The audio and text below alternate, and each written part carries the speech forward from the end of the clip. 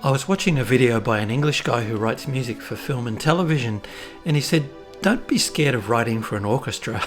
It's just a collection of voices, each with their own particular character. So I thought, well, why not? Let's give it a go. It can be my last creative challenge for 2020.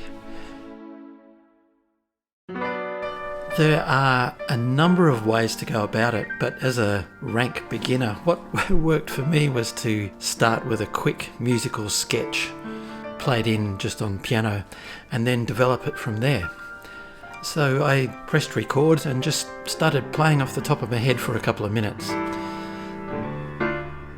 By happy accident, it turned out just fine. It sort of meandered around for a bit, but had enough little twists and turns to be able to build something on, so I just left the piano untouched as it was. The next step is figuring out an arrangement. Where can I hand off the melody to the violins or to the trumpets or whatever? Where can I build layers of harmonies to sort of make the sound kind of fuller and richer? Where can I add some counter melodies that just kind of weave in and out of the main tune?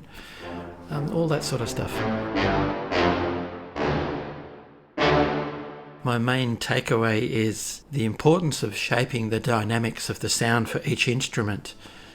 Emulating those swells and accents and decays that a violinist or a trombonist or a French horn player will put into shaping a note or shaping a phrase.